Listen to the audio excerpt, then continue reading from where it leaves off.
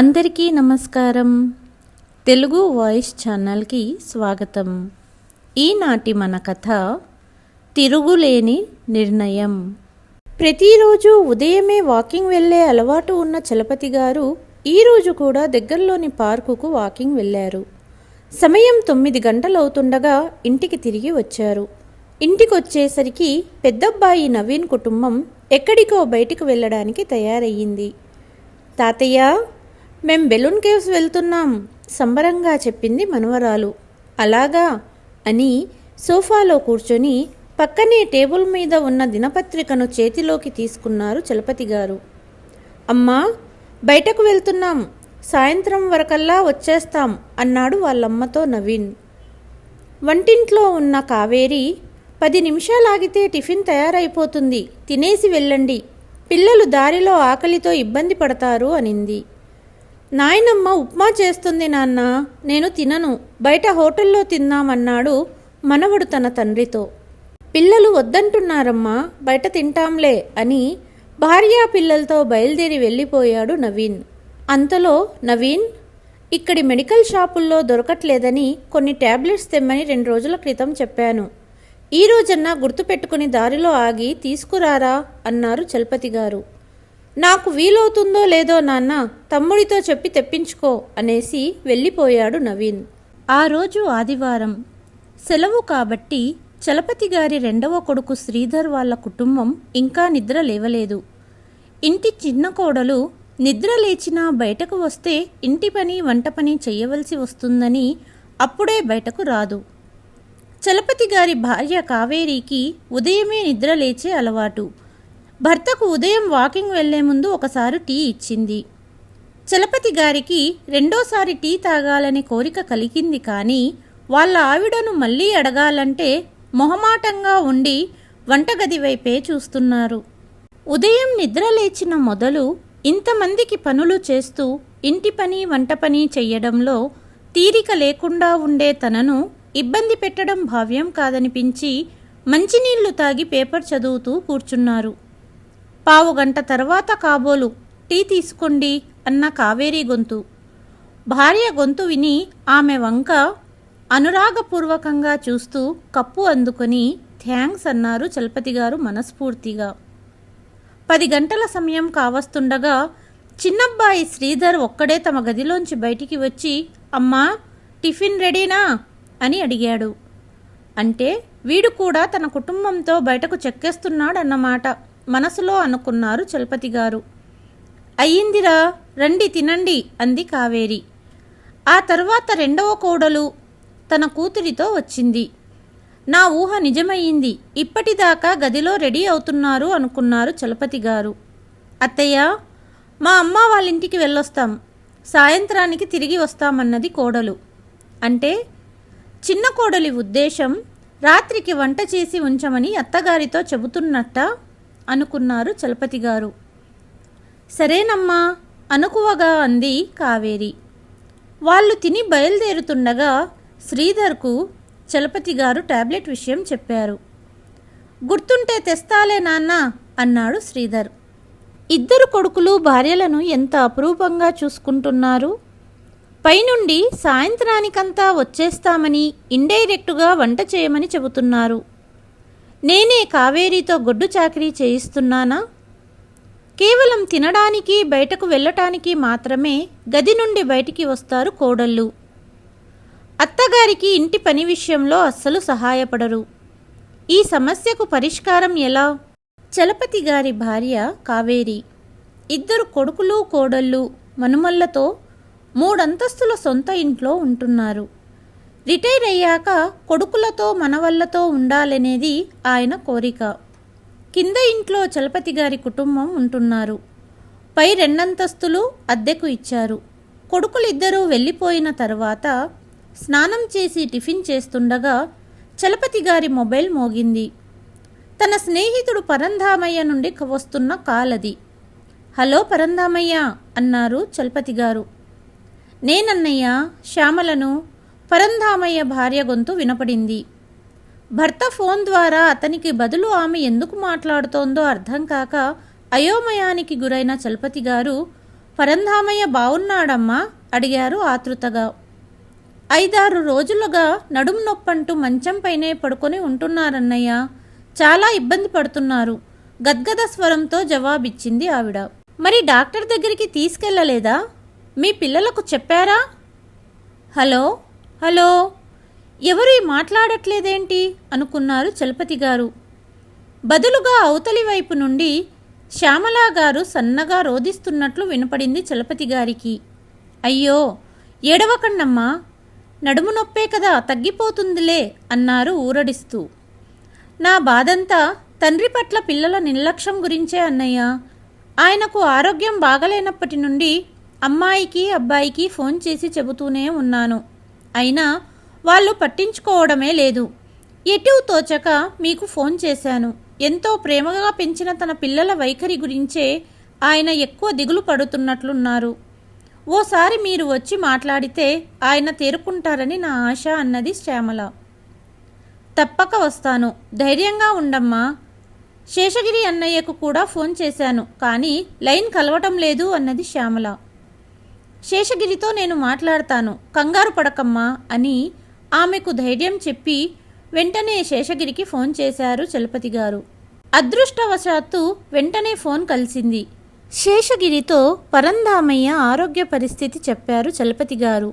అయ్యో అలాగా అని వెంటనే పరంధామయ్యను అమ్మా హాస్పిటల్కు తీసుకురా, అందులో నాకు తెలిసిన ఒక డాక్టర్ ఉన్నాడు అన్నారు శేషగిరి. ఫోన్లో భర్త సంభాషణల ద్వారా విషయం అర్థమైనట్లుంది కాబోలు. తొందరగా బయలుదేరండి, పైగా రేపు జనతా కర్ఫ్యూ, సాయంత్రానికంతా తిరిగి వచ్చేయండి అంది కావేరి. ఉదయం పేపర్లో చూశాను, రేపు జనతా కర్ఫ్యూ కదా. నిజమే సుమా, నేను మర్చిపోయాను, తొందరగానే వచ్చేస్తాలే అని చెప్పి క్యాబ్ బుక్ చేసుకున్నారు చలపతి గారు. క్యాబ్లో స్నేహితుడి వద్దకు వెళ్తుండగా ఏవేవో ఆలోచనలు. చలపతి గారు తన గతాన్ని గుర్తు చేసుకున్నారు. విజయవాడలో ఉన్న ఒక గవర్నమెంట్ ప్రభుత్వ కార్యాలయంలో ముగ్గురు ఒకే రోజున జాయిన్ అయ్యారు. ఆనాడే ముగ్గురికి తొలిసారిగా పరిచయం ఏర్పడింది. ముగ్గురికి వేరువేరు డిపార్ట్మెంట్లో పోస్టింగ్ ఇచ్చినా మధ్యాహ్న సమయంలో క్యాంటీన్లో కలుసుకొని ఒకే చోట కూర్చొని భోంచేసేవాళ్ళు. అలా వారి పరిచయం కాస్త స్నేహంగా మారి క్రమక్రమంగా బలపడింది. పైగా ముగ్గురు ఒకే వయసు వాళ్ళు. ఉద్యోగాల్లో జాయిన్ అయిన 2-3 సంవత్సరాల వ్యవధిలో ముగ్గురికి వివాహాలు జరిగాయి. పరంధామయ్యకు ఒక అమ్మాయి ఒక అబ్బాయి, శేషగిరికి 2 అబ్బాయిలు 1 అమ్మాయి కలిగారు. చలపతి గారికేమో 2 అబ్బాయిలే. రోజులు గడుస్తున్నాయి. ఉద్యోగంలో పరంధామయ్యకు 2 సార్లు ప్రమోషన్ వస్తే చలపతి గారికి శేషగిరికి మాత్రం ఒక్కసారే ప్రమోషన్ దక్కింది. అందుకే పెన్షన్ ముగ్గురిలో పరంధామయ్య గారికే ఎక్కువ. ఆ సమయంలో వీలైన ఏరియాలో ఇల్లు కట్టుకున్నారు ముగ్గురు. రిటైర్ అయ్యాక ముగ్గురి ఆలోచన విధానం వేరుగా ఉండేది. నేను మా ఆవిడ కొడుకులు లేకుండా ఇద్దరమే ఉండలేమురా. వయసు పైబడ్డాక తోడుగా పిల్లలుంటే సౌకర్యంగా ఉంటుంది. అదీ కాక నాకు నా మనవరాళ్లతో సరదాగా. నేను మా ఆవిడ కొడుకులు లేకుండా ఇద్దరమే ఉండలేమురా. వయసు పైబడ్డాక తోడుగా పిల్లలుంటే సౌకర్యంగా ఉంటుంది. అదీ కాక నాకు నా మనవళ్లతో సరదాగా సంతోషంగా గడపాలనే బలీయమైన కోరిక ఉంది. కానీ మా అబ్బాయిలు వేరేగా ఉంటామని చెబితే మాత్రం నా కోరిక తీరదు. రిటైర్మెంట్ డబ్బులతో 3 అంతస్తుల ఇల్లు కట్టుకుంటాను. నాకున్న 2 ప్లాట్లు చెరొకటి కొడుకులకు ఇచ్చేస్తాను. ఇది నా ప్లానింగ్ అన్నారు చలపతి గారు. అలాగే పెళ్ళైపోతే అమ్మాయి అత్తారింటికి వెళ్ళిపోతుంది కాబట్టి అబ్బాయిని కూడా పెళ్ళయ్యాక వేరుగా ఉండమని చెబుతాను. నా టెర్మినల్ బెనిఫిట్స్తో వాడికో అపార్ట్మెంట్ కొనిస్తా అనేవాడు పరంధామయ్య. చెప్పినట్టే చేశాడు కూడా. వాళ్ళ అబ్బాయి పనిచేస్తున్న ఆఫీసుకు దగ్గరలో అపార్ట్మెంట్ కొనడానికి డబ్బు సహాయం చేశాడు. ఇక శేషగిరి విషయానికొస్తే ఈ విషయం గురించి తక్కిన 2 స్నేహితులు మాట్లాడుతున్నా తను మాత్రం ఏమీ పట్టనట్లు, ఆ టాపిక్ ఇష్టం లేనట్లుగా మొహం పెట్టేవాడు. మరీ బలవంతం చేస్తే ఖచ్చితంగా ఇలా చెయ్యాలని, పిల్లలతో ఇలాగే ఉండాలని, ఎవరికంత ఆస్తి ఇవ్వాలని నేనింతవరకు ఆలోచించలేదురా. మన డబ్బులు మనం ఎలాగూ పిల్లలకే ఇస్తాం, కానీ ఎవరికి ఎంతెంత ఇవ్వాలి, ఎప్పుడు ఇవ్వాలి అనేది మాత్రం రిటైర్మెంట్ తర్వాత పరిస్థితులను బట్టి ఆలోచిస్తాను అనేవాడు. ముగ్గురు రిటైర్ అయ్యి ఇప్పటికే 5 ఏళ్ళు దాటింది. మనవళ్ళు మనవరాళ్ళు పుట్టాక నెలకో 2 నెలలకో ఫోన్ చేసుకోవటం తప్పితే వ్యక్తిగతంగా కలుసుకోవడం దాదాపుగా తగ్గిపోయింది. చివరిగా 2 నెలల క్రితం కలిశారు. ఇదిగో ఇప్పుడు మళ్ళీ పరంధామయ్య భార్య ఫోన్ చేయడం వల్ల కలుసుకోబోతున్నారు. సార్, అడ్రస్ చెప్పండి అన్న క్యాబ్ డ్రైవర్ పిలవడంతో వర్తమానంలోకి వచ్చారు చలపతి గారు. అడ్రస్ చెబుతూ స్నేహితుడి ఇంటికి చేరుకున్నారు. చలపతి గారిని చూసి కన్నీళ్లు పెట్టుకున్నాడు పరంధామయ్య. మనిషి చాలా నీరసంగా ఉన్నాడు. మొహం దిగులుతో పీక్కుపోయి ఉంది. శారీరక అనారోగ్యం కన్నా మానసికంగా ఎందుకో బాధ కుంగిపోయినట్లుగా కనిపించాడు. స్నేహితుడికి ధైర్యం చెప్పి ఆసుపత్రికి తీసుకువెళ్లారు. పరంధామయ్య భార్య శ్యామల కూడా హాస్పిటల్కు వచ్చింది. 10 నిమిషాల తర్వాత శేషగిరి వచ్చాడు. అతడు రావడం చాలా మేలయ్యింది. అతనికి తెలిసిన డాక్టర్ ఎంతో చొరవ తీసుకుని సహాయం చేశాడు. రకరకాల పరీక్షలు రాశారు. ఎంఆర్ఐ కూడా తీశారు. భయపడాల్సిన అవసరం లేదని డాక్టర్ చెప్పాక అందరూ ఊపిరి పీల్చుకున్నారు. క్యాబ్ బుక్ చేయమంటావా? పరంధామయ్యను అడిగారు చలపతి గారు. క్యాబ్ వద్దు, నేను డ్రాప్ చేస్తాను, కార్ తీసుకువచ్చాను అన్నాడు శేషగిరి. కార్ కొన్నావా? ఆశ్చర్యంగా అడిగారు. అవునరా, మారుతిలో ఆటో గేర్ కొన్నాను, నడపడం చాలా ఈజీ అంటూ పార్కింగ్ వైపు వెళ్ళాడతను. చలపతి పరంధామయ్య ఒకరి ముఖాలు ఒకరు చూసుకున్నారు.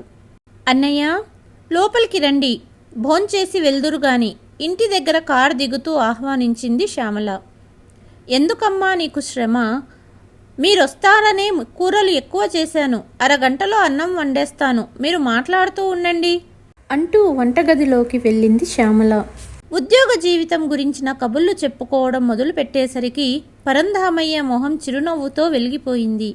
ఆ తర్వాత సంభాషణ పిల్లల వైఖరిలో వచ్చిన మార్పు వైపు మళ్ళింది. పిల్లల విషయం వచ్చేసరికి పరంధామయ్య మొహంలో మళ్ళీ విచారం తొంగి చూసింది. మీ వాడు మీ ఇంటివైపే రావట్లేదా? అడిగారు చలపతి గారు. నా దగ్గర డబ్బులున్నంత వరకు రోజూ ఫోన్ చేసి మా యోగక్షేమాలు కనుక్కునేవాడు. వారానికో మారు కుటుంబ సమేతంగా తప్పక వచ్చి వెళ్ళేవాడు.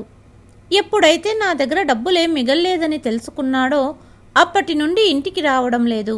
ఫోన్ చేస్తే ముక్తసరిగా సమాధానం చెప్పి పెట్టేస్తున్నాడు. నిర్వేదంగా చెప్పుకొచ్చాడు పరంధామయ్య. మరి మీ అమ్మాయి? అడిగాడు శేషగిరి. అప్పుడు వివరంగా చెప్పుకొచ్చాడు పరంధామయ్య. నా రిటైర్మెంట్ డబ్బుల్లో కొంత కూతురికి ఇచ్చి కొంత తమ దగ్గర ఉంచుకొని ఎక్కువ డబ్బు కొడుక్కి అపార్ట్మెంట్ కొనడానికి ఇచ్చాము. అందుకే కూతురు తల్లిదండ్రులపైన అలిగి ఇంటికి రావడం మానేసింది. ఫోన్ చేస్తే 1-2 మాటలు మాత్రమే మాట్లాడి పెట్టేస్తుంది. ఇక కొడుకు తండ్రి ఇచ్చిన డబ్బుతో సంతృప్తి చెందక అపార్ట్మెంట్లో కబ్బోర్డ్స్ చేయించాలి, ఫర్నిచర్ కొనాలి అంటూ తండ్రిని పీడించి మిగిలిన డబ్బంతా ఊడ్చేశాడు. మేమిక పాలివ్వని వట్టిపోయిన గేదెలమని తెలిసిపోయింది వాడికి. అందుకే మమ్మల్ని పట్టించుకోవడం మానేశాడు. ఈ మాట అంటున్నప్పుడు పరంధామయ్య గొంతు దుఃఖంతో పూడుకుపోయింది. అతన్ని ఏమని ఓదార్చాలో తక్కిన ఇద్దరికీ అర్థం కాలేదు. ఆ తర్వాత రాజకీయాల గురించి, కరోనా ఉపద్రవం గురించి మాట్లాడుకున్నారు. భోంచేసి ఆ దంపతుల దగ్గర సెలవు తీసుకుని బయటికి వచ్చారు చలపతి, శేషగిరి. పరంధామయ్యకు జాగ్రత్తలు చెప్పి బయలుదేరారు. దారిలో శేషగిరి తన ఇంటికి ఆహ్వానించాడు చలపతి గారిని. రేపెలాగూ జనతా కర్ఫ్యూ కదా, బయటకు వెళ్లకుండా ఇంట్లో కూర్చోవాలి. రేపు మా పెళ్లి రోజు, రేపొక్కరోజు మాతో గడుపు. రేపు రాత్రికి గాని ఎల్లుండి ఉదయం గాని నిన్ను పంపిస్తాను. చలపతి గారికి ఊహించని ఆహ్వానం అది. ఏమని జవాబివ్వాలో అర్థం కాలేదు చలపతి గారికి. అతడన్నట్లుగా మరునాడు జనతా కర్ఫ్యూ కాబట్టి ఎక్కడున్నా ఇంట్లో కూర్చొని ఉండాల్సిందే. అతనింట్లో ఉంటే అతడి కుటుంబ పరిస్థితి కూడా చూడవచ్చనే ఉత్సుకత కలిగింది. సరే అన్నారు చలపతి గారు. దారిలో చలపతి గారికి ఒక రోజుకి కావలసిన వస్తువులు తీసుకుని బయలుదేరారు. మరో 15 నిమిషాల తర్వాత శేషగిరి వాళ్ళింటికి చేరుకున్నారు. పాత ఇంటిపైన 2 అంతస్తులు కొత్తగా కట్టారు.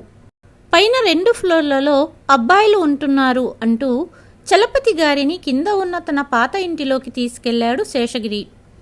అతని భార్య లత ఎలా ఉన్నారన్నయ్య అంటూ ఆప్యాయంగా పలకరించింది. రేపు కూడా మనతో ఉండేలా ఒప్పించి తీసుకొచ్చాను అన్నాడు శేషగిరి భార్యతో. చాలా మంచి పని చేశారు. వదిన కూడా వచ్చి ఉంటే ఇంకా బాగుండేది. అనుకోని ఆహ్వానం కదమ్మా, మరోసారి కావేరీతో వస్తాలే అన్నారు చలపతి గారు. గెస్ట్ రూమ్ చూపిస్తూ ఫ్రెష్ అయ్యి రారా అన్నాడు శేషగిరి. ఫ్రెష్ అయ్యి చలపతి హాల్లోకి తిరిగి వచ్చేసరికి భార్యాభర్తలిద్దరూ మనవడు మనవరాలితో కలిసి నవ్వుతూ కబుర్లు చెప్పుకుంటున్నారు.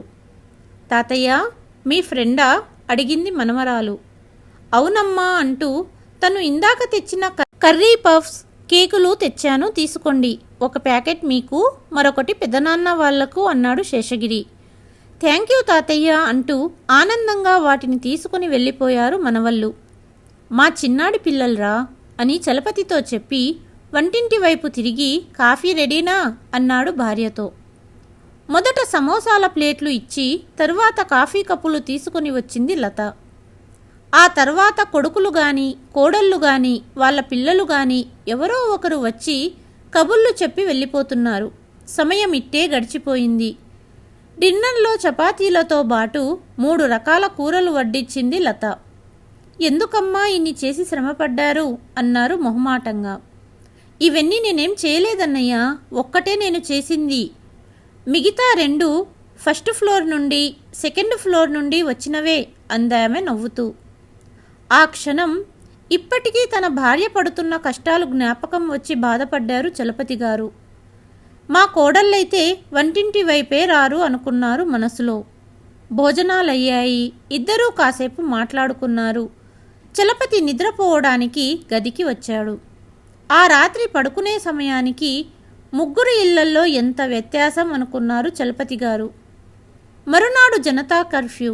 ఆ రోజే శేషగిరి దంపతుల పెళ్లి రోజు కాబట్టి వాళ్ళ పెద్దబ్బాయి అందరికీ టిఫిన్లు ఏర్పాటు చేస్తానంటే చిన్నబ్బాయి మధ్యాహ్న భోజన ఏర్పాట్ల సంగతి చూసుకుంటానన్నాడు. రాత్రి డిన్నర్ కోసం ప్రత్యేకమైన వంటకాలతో శేషగిరి స్వయంగా క్యాటరింగ్కు చెప్పి కుటుంబానికి విందు ఇస్తున్నాడు. ఇల్లంతా సందడిగా ఉంది. కూతురు వాళ్ళ కుటుంబం వీళ్ళింటికి దగ్గరలోని ఓ అపార్ట్మెంట్లోనే ఉంటుందట. ఆమె ఒక పెద్ద కేకును తీసుకుని భర్తా పిల్లలతో వచ్చింది. పిల్లల కోలాహలం మధ్య శేషగిరి దంపతులు కేక్ కట్ చేశారు. కుటుంబ సభ్యులంతా కాళ్ళు మొక్కి వెళ్తుంటే అందరికీ ముందుగానే సిద్ధంగా ఉంచుకున్న పేపర్ కవర్లని చేతిలో పెడుతున్నారు దంపతులు. ఆ కవర్లలో డబ్బులున్నట్లు తెలుస్తూనే ఉంది.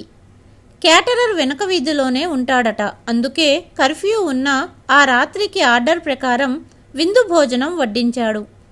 కుటుంబ సభ్యులంతా ఆనందంగా కబుర్లు చెప్పుకుంటూ గడిపారు. ఇదంతా చూస్తుంటే చలపతి గారికి మనస్సు చివుక్కుమనింది. కొడుకులు తమ పెళ్లి రోజుని ఉత్సవంగా జరపటం మాట అటుంచి తల్లికి ఆ రోజు కూడా విశ్రాంతినివ్వరు. కుటుంబ సభ్యులంతా ఇలా కలిసి విందు అరగించి సందర్భం ఒక్కటంటే ఒక్కటి లేదు. ఫంక్షన్లో భోజనాలయ్యాక పిడుగులాంటి వార్త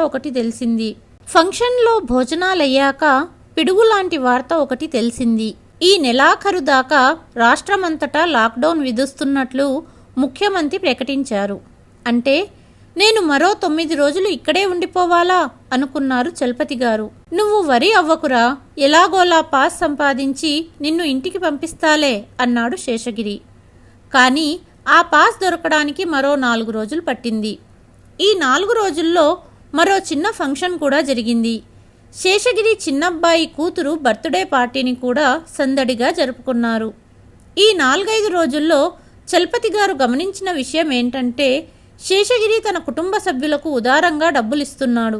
తినుబండారాలు కొనివ్వడానికి ధారాళంగా ఖర్చు పెడుతున్నాడు. ఆ దంపతులపై కోడళ్లకు గౌరవము, కొడుకులకు అభిమానము, చిన్నపిల్లలకు ప్రేమ, ఇష్టము ఉన్నాయి. శేషగిరి ఉద్యోగంలో ఉండగా చాలా పిసినారిగా ఉన్నాడు. ఇప్పుడేమో ఇలా ఖర్చు పెట్టేస్తున్నాడు. మరుసటి ఉదయం చలపతి గారిని ఇంటి వద్ద వదలడానికి బయలుదేరారు. ఇంటికి వెళ్తున్న దారిలో తన అనుమానాలన్నీ నివృత్తి చేశాడతను. లాక్డౌన్ కాబట్టి రోడ్లన్నీ నిర్మానుష్యంగా ఉన్నాయి. ఆటోగేర్ కారు నిశ్శబ్దంగా పరుగులు తీస్తోంది. ఆనందంగా సాగిపోతున్న నీ జీవితాన్ని చూస్తుంటే నీ అదృష్టానికి ఆశ్చర్యంతో పాటు కించిత్ అసూయ కూడా కలుగుతోందిరా. నీ విజయ రహస్యమేంటో చెప్పవా అని అడిగారు నవ్వుతూ చలపతి గారు. నా రహస్యం చెబుతాను గాని ముందు నువ్వు నాకు విషయం చెప్పు. నీ టెర్మినల్ బెనిఫిట్స్ని ఏం చేశావు? వచ్చే పెన్షన్ మా ఇద్దరి అవసరాలకి సరిపోతుంది కదా అనుకొని 2 అబ్బాయిల కోసం మొత్తం డబ్బుతో 2 ప్లాట్లు కొన్నాను. ఇప్పుడు వాటి విలువ 2 కోట్ల పైనే ఉంది. నిజానికది చాలా పెద్ద మొత్తం, కానీ నీ కొడుకులకు మాత్రం ఆ విషయమే పట్టదు కదా అన్నారు శేషగిరి. అవునరా, అందుకు వాళ్ళు నన్ను ఎప్పుడూ మెచ్చుకోలేదు కూడా. ఎందుకంటే నీ తర్వాత అవి తమకే చెందుతాయి కాబట్టి వాళ్ళు పట్టించుకోరు. సరే, నువ్వు చేసింది, మన పరంధామయ్య చేసింది సర్వసాధారణంగా అందరూ తల్లిదండ్రులు చేసే పనే. మొత్తం డబ్బులు పంచి ఇస్తే మనల్ని పువ్వుల్లో పెట్టి చూసుకుంటారని, స్థిరాస్తుల్ని సంపాదించి ఇస్తే పిల్లలు తమని నెత్తిన పెట్టుకుని ఊరేగుతారని ప్రతి తండ్రి భ్రమపడతాడు. అవునరా, నిజమే అని ఒప్పుకున్నారు చలపతి గారు. నా ఇంటిపైన అబ్బాయిలిద్దరికీ టెర్రస్ రైట్స్ ఇచ్చి లోన్ తీసుకుని ఇల్లు కట్టుకునేలా చేశాను. మార్జిన్ మనీ తక్కువైతే చెరో 5 లక్షలు మాత్రం ఇచ్చాను. అబ్బాయిలకిచ్చాను కాబట్టి మా అమ్మాయికి కూడా 5 లక్షలు ఇచ్చాను. ఎంతో సంతోషపడింది. మిగిలిన డబ్బును రకరకాలుగా ఇన్వెస్ట్ చేసి పెన్షన్ కాక నెలకు 15,000 అదనపు ఇన్కమ్ వచ్చేటట్లు చూసుకున్నాను. నా అదృష్టానికి నేనెప్పుడో కొన్న కొన్ని షేర్లు, బోనస్ షేర్లు కలుపుకొని ఎన్నో రెట్లు పెరిగి సంవత్సరానికి డివిడెంట్ కూడా చాలా ఎక్కువే వస్తుంది. ఆసక్తిగా వింటున్నారు చలపతి గారు. ఇక అసలు విషయానికొస్తే ఈ వయసులో మనల్ని మన పిల్లలు ప్రేమగా చూసుకోవాలని, మనతో కలిసి ఉండాలని మనం కోరుకుంటాం. కానీ వాళ్ళు అందుకు ఇష్టపడరు. వాళ్ళ ప్రేమ అంతా వాళ్ళ సంతానంపైనే ఉంటుంది. మరి మనం ఏం చేయాలంటే వాళ్ళ ప్రేమని కొనుక్కోవాలి. కొనుక్కోవాలా? ప్రేమను కొనుక్కోవాలా? ఆశ్చర్యంగా అడిగారు చలపతి గారు. అవును, ముఖ్యంగా వాళ్ళ భార్యల దగ్గర నుంచి, వాళ్ళ పిల్లల దగ్గర నుంచి మనం ప్రేమను కొనుక్కోవాలి.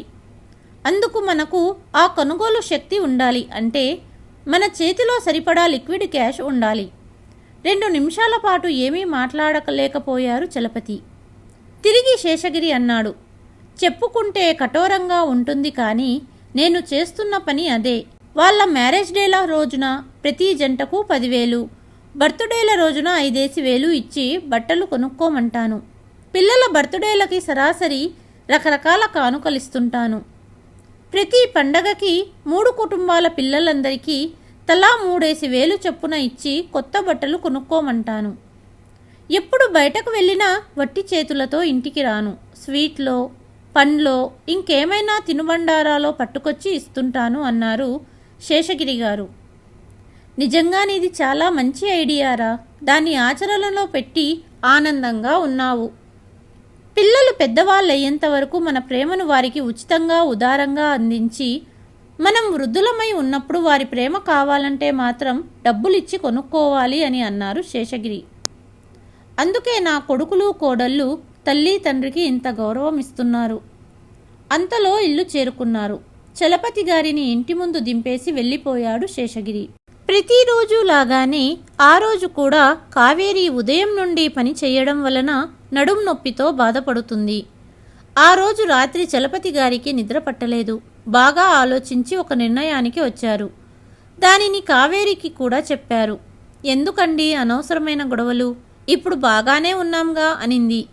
లేదు కావేరి, నేను చెప్పినట్టు చెయ్యి అన్నారు చలపతి. సరే అంటూ ఒప్పుకుంది. మరునాడు ఉదయం 8 గంటల వరకు కావేరి గది నుండి బయటికి రాలేదు. ఆఫీసులకి, స్కూల్కి వెళ్ళవలసిన కొడుకులు, మనవళ్ళు బయట హాల్లో చేరారు.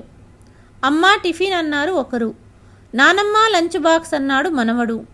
ఎంతసేపటికి తల్లి నుండి సమాధానం రాకపోయేసరికి వంటగదికి వెళ్ళి చూశాడు పెద్ద కొడుకు. అక్కడ ఎవ్వరూ లేకపోవడంతో తల్లి గదివైపుగా వెళ్ళారు.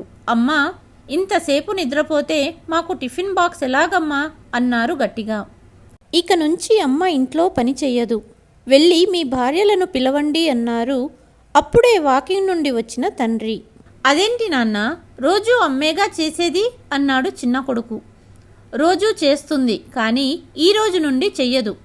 చేతనైతే మీ భార్యలను బయటకు పిలవండి, వారితో టిఫిన్ చేయించుకోండి. ఉదయం నిద్రలేచిన మొదలు రాత్రి పడుకునే వరకు మీ తల్లితో గొడ్డు చాకిరీ చేయిస్తారు. నేను ఒక టాబ్లెట్ తీసుకురమ్మంటే మీ దగ్గర సమయం ఉండదు. అంతలో 2 కోడళ్ళు బయటికి వచ్చారు. కేవలం తినడానికి మాత్రమే గదుల నుండి మీ భార్యలు బయటికి వస్తారు. ఇక నుండి అలా జరగదు. అంతలో కుటుంబ సభ్యులంతా అక్కడికి చేరుకున్నారు. ఇప్పటి నుండి మొదటి అంతస్తులో పెద్ద కొడుకు, 2వ అంతస్తులో చిన్న కొడుకు ఉండండి. ఎవరి ఖర్చులు వాళ్లే భరించండి. మీకు కేవలం 2 రోజుల టైం ఇస్తున్నాను. ఎవరి సామానులు వాళ్ళు తీసుకెళ్ళండి అన్నారు చలపతి గారు కోపంగా. ఆ తర్వాత తనకు తెలిసిన ఒక రియల్ ఎస్టేట్ బ్రోకర్కి ఫోన్ చేశాడు. నా ప్లాట్లలో ఒక ప్లాట్ను అమ్మేయాలనుకుంటున్నాను, మంచి రేట్లు వచ్చాక చెప్పండి అని చెప్పారు. పెద్దబ్బాయి తండ్రి దగ్గరికి వచ్చి, మంచి రేటు ఉన్న ప్లాట్ అది. ఆ ప్లాట్ని ఇప్పుడు అమ్మడం దేనికి నాన్న? ఏం చేస్తారా డబ్బుతో అడిగాడు. కొనుక్కోవాలిరా అన్నాడు తాపీగా తండ్రి. ఏం కొనుక్కోవాలి? అందరూ వింతగా చూస్తున్నారు తండ్రి వంక. పెద్దవాడితో సహా అందరిలోనూ ఉద్వేగం చలపతి గారికి స్పష్టంగా కనపడుతోంది. మా ఇద్దరికీ ఈ వయసులో కావాల్సింది కొనుక్కోవాలి. తన నిర్ణయానికి తిరుగులేదన్నట్లుగా అన్నారు చలపతి గారు. తండ్రి అంత కోపంగా చెప్పటంతో కొడుకులు ఏమీ మాట్లాడలేకపోయారు. వారం రోజుల్లో 2 కొడుకులు తమ తమ కుటుంబాలతో పై అంతస్తుల్లో ఉండిపోయారు. కోడళ్ళు ఎవరి పనులు వాళ్ళు చేసుకునేవాళ్ళు. మనవళ్ళు మనవరాళ్లను స్కూల్ నుండి వచ్చాక రోజూ సాయంత్రాలు తన ఇంటికి పిలిచి గిఫ్ట్స్, చాక్లెట్స్ లాంటివి ఇచ్చి